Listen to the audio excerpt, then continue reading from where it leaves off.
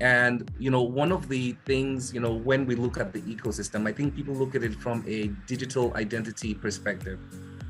But when you talk about QoreID, for example, and then look at the positioning in terms of being able to give the customer that first, establishing that first trust transaction with the digital ID, at that point of onboarding, we are really the only layer that has the ability to give the customer more insight in terms of alerting the customer to certain things.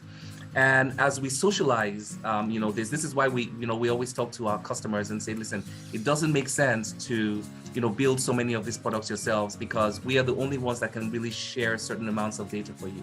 And I can give you two specific use cases when you talk about fraud from our perspective. So one area of fraud in Nigeria and across Africa is the identity type of fraud, where maybe somebody has multiple unique IDs. So they can have maybe multiple names or BVNs of the same type, but it's the same person. And they use that to open accounts.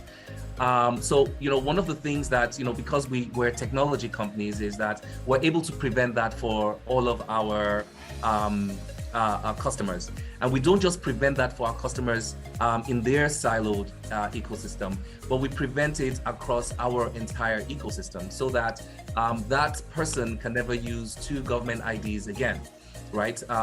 They can only use one. And that is really solving, a huge area where, because we have some gaps in documentation, where people are able to, get more get additional IDs for themselves.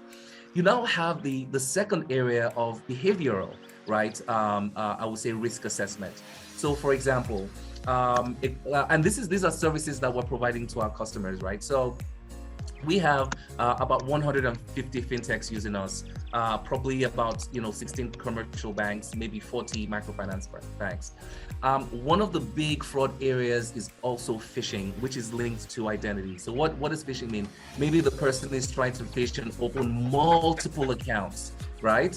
At the same time. So I want to go do at bank X, bank A, bank B.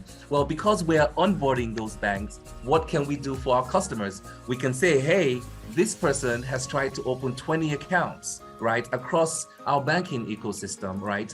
And these are the powerful things that our customers cannot solve for themselves, that only us, because we are the middleware operators, right, are able to really solve for our customers.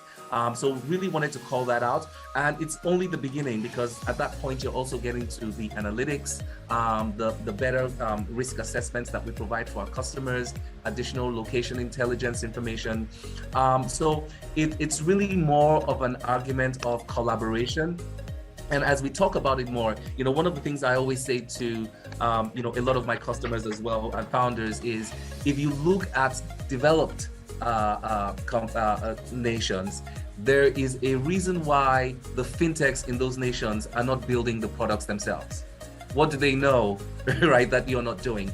Number one, they probably know how much it diverts from their engineering internally when they should be building products for themselves. Number two is that they know that they're locking themselves out of an enterprise environment, enterprise reporting environment as well, which they can't get for themselves. So those, I think, are the two powerful things that we bring to the table for sure.